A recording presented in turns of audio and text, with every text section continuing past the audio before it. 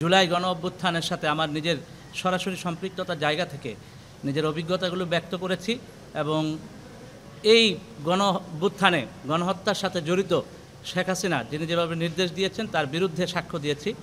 সেখানে আমি বলেছি যে শিক্ষার্থীদের প্রতি বৈষম্যমূলক আচরণের অংশ হিসেবে মেধাবীদেরকে বঞ্চিত করার যে কোটা পদ্ধতি, সেই কোটা পদ্ধতির বিরুদ্ধে 2013 সালে আন্দোলনে সরাসরি অংশগ্রহণ করে পুলিশের টিয়ার শেলে মুখে আহত হই।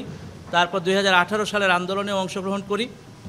পরিশেষে 2024-এর জুলাই গণ অভ্যুত্থানে এক রক্তক্ষয়ী যে গণ অভ্যুত্থান হয়েছে, সেই গণ অভ্যুত্থানে সরাসরি প্রতিটি দিন আন্দোলনে অংশগ্রহণ করি। সেখানে আমরা ব্যক্ত করেছি কি করে একটি শান্তিপূর্ণ আন্দোলনকে দমানোর উদ্দেশ্যে সরাসরি ছাত্রলীগ হামলা চালিয়েছে এবং সেখানে উস্কানি দেওয়া হয়েছে ছাত্রলীগের সভাপতি সাদ্দাম, ঢাকা ইউনিভার্সিটির সভাপতি শয়ন এবং আওয়ামী লীগের তৎকালীন সাধারণ সম্পাদক ওবায়দুল কাদের উস্কানি দিয়ে ছাত্রলীগকে সাধারণ শিক্ষার্থীদের উপর লেলিয়ে দিয়েছিলেন এবং সে দৃশ্য সারা দেশের মানুষ দেখেছে।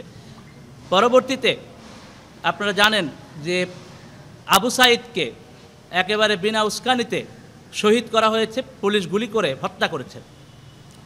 এই যে গুলির করে হত্যার মিছিল শুরু হলো, তার ধারাবাহিকতা আমরা দেখেছি। 18-19 জুলাইয়ে নির্মমভাবে সারা দেশের বিভিন্ন জায়গায় শহীদ হয়েছে। আমার অভিজ্ঞতা ব্যক্ত করেছি 19 জুলাই যাত্রাবাড়িতে চিটাং রোডের স্পটে আমাদের উপর সরাসরি হেলিকপ্টার থেকে পুলিশ, র্যাব, বিজিবির গাড়ি থেকে সরাসরি গুলি করা হয়েছে।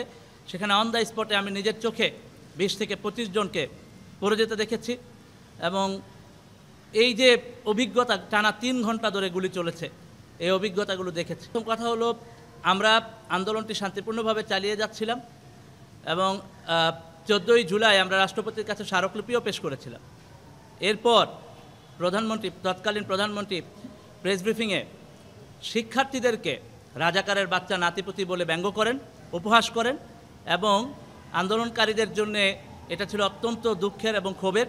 পরবর্তীতে বিশ্ববিদ্যালয়ে ছাত্রছাত্রীরা সবাই আন্দোলনে নেমে পড়ে। আপনারা জানেন সেই রাতের কথা, তুমি কে আমি কে, রাজাকার রাজাকার, কে বলেছে স্বৈরাচার স্বৈরাচার, এই স্লোগানে বিশ্ববিদ্যালয়ে মেতে ওঠে এবং সারা দেশে এটা ছড়িয়ে পড়ে। এর প্রেক্ষিতে আমি বলেছিলাম যে আওয়ামী লীগের সাধারণ সম্পাদক ওবায়দুল কাদের, ছাত্রলীগের সাদ্দাম এবং শয়নেরা শিক্ষার্থীদেরকে বলে যে এই আন্দোলন দমাতে ছাত্রলীগই যথেষ্ট, 5 মিনিটের মধ্যে ফু দিলে উড়ে যাবে, তারপর হলো যে সব কিছু মনে রাখা হবে, এই ধরনের হুমকিমূলক কথাবার্তা বলে এবং তারই প্রমাণ পাওয়া যায়।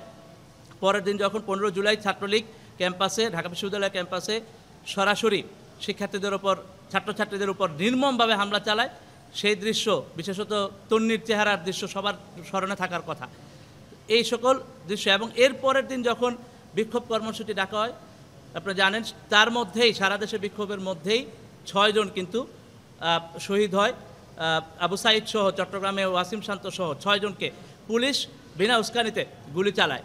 এই আন্দোলনের দাবি ছিল জাস্ট চাকরিতে যেন সমসুযোগ পাওয়া যায়, এরকম একটা দাবিতে গুলি চালিয়ে আন্দোলন দমন করার যে নীতি, এই নীতি আমরা দেখেছি হাসিনার কাছ থেকে এবং এরপরে আমরা বিভিন্ন ফোন কলের মধ্য দিয়ে প্রমাণ পেয়েছি হাসিনার মাকসুদ কামাল স্যারের সাথে কিংবা আপনার এই হাসানুল হক ইনু, ফজলুর তাপসের সাথে ফোন কলগুলো আপনাদের মিডিয়াতে এসেছে। এটা কোনো মেটিকুলাস ডিজাইন ছিল না, এটা ছিল একটা ন্যায়সঙ্গত দাবির আন্দোলন এবং সেই আন্দোলনে আমরা দেখেছি কিভাবে করে আন্দোলনকে দমানোর চেষ্টা করা হয়েছে। এটা ছিল সম্পূর্ণ নীতিসঙ্গত, ন্যায্য, বৈধ আন্দোলন।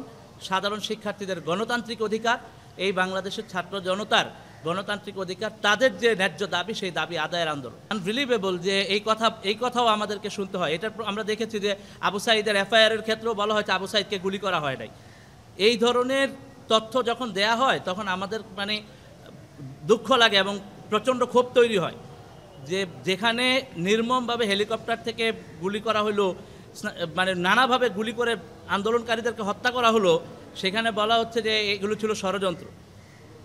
এই মানসিকতা, এই যে আওয়ামী মানসিকতা, এই যে ফেসিবাদী মানসিকতা, এই ফেসিবাদী মানসিকতাকেই বাংলাদেশের মানুষ এই গণ অভ্যুত্থানের মধ্য দিয়ে প্রত্যাখ্যান করেছে। আমি তাদের সাথে ফোনে কথা বলি এবং ফোনে কথা বলে পরামর্শ দেই যে এই কর্মসূচিটা একদিন এগিয়ে আনতে হবে, যেহেতু আন্দোলনটা এখন পিকের মধ্যে আছে এবং সারা দেশের ছাত্র জনতা রাজপথে আছে।